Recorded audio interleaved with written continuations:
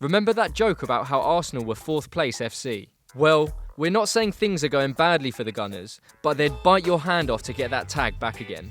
Knocked out of the FA Cup in the 3rd round for the first time since 1996, in Europe's 2nd tier competition for the first time in 20 years, and looking unlikely to get back into the top 4. These are the 5 ways Arsenal can become great again.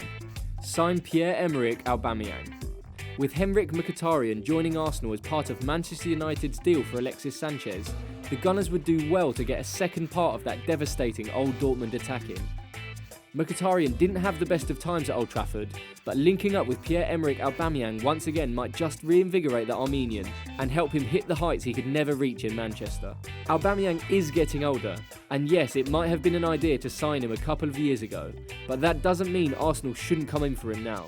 His goal-scoring record is still incredible, and with Alexis leaving, Arsene Wenger needs to make a statement signing, and Aubameyang would fit the bill perfectly. The Gunners might have failed to keep Alexis at the club, but one player who should be tied down is Mesut Ozil. The German's been in great form this year, regularly showcasing the sorts of moments of inspiration that persuaded Arsenal to sign him in the first place. Arsene Wenger has praised Ozil's more determined attitude this season, and publicly at least, he looks far more likely to stay than Alexis. The Arsenal boss has always spoken highly of the German midfielder, so you'd have to assume renewing his contract is a huge priority. But the club really need to break the bank and do whatever it takes to keep the midfield maestro in North London. Oh, and while you're at it, Arsene, might be an idea to think about getting Olivier Giroud, Jack Wilshere and Aaron Ramsey sorted on new terms as well. I think we've all had enough of Arsenal contract sagas to last us quite a while, thanks. Get a defensive midfielder in. If it feels like absolutely ages, that's because it is. In fairness, Arsenal have at least made attempts to address a problem that's been plaguing them since Patrick Vieira left the club. Thing is, neither Granit Xhaka or Mohamed Elneny are quite what's needed. Wenger might think he's helping when he comes out and says things like, "I tried to sign N'Golo Kante twice, you know." But all that does is infuriate the fans further. Either keep the gems you could have bought for peanuts to yourself, or go out and splash the cash on a proper hard bastard of a holding midfielder. Ditch 3 at the back. Yep, we get it. 3 at the back became really cool when Chelsea did it. It frees up the fullbacks and that, we know. But in Arsenal's case, it actually puts too much pressure on them to attack and provide all the width. Sometimes it pays off, but it can also leave Arsenal horribly exposed. Really, 3 at the back only works if you've got 3 proper centre-halves you want to build the system around.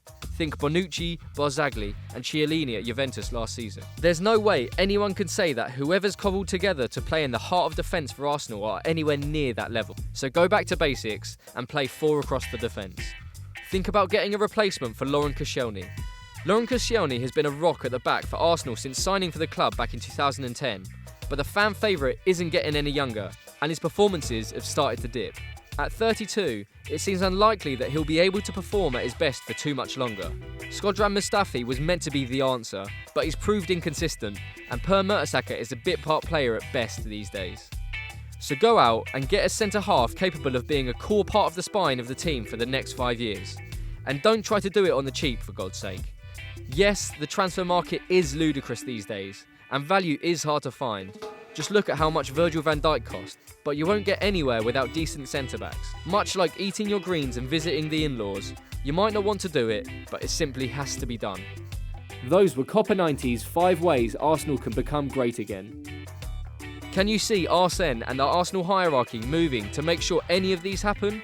Or will it be more of the same at the Emirates? Let us know in the comments below, and don't forget to like, share and subscribe to Copper 90.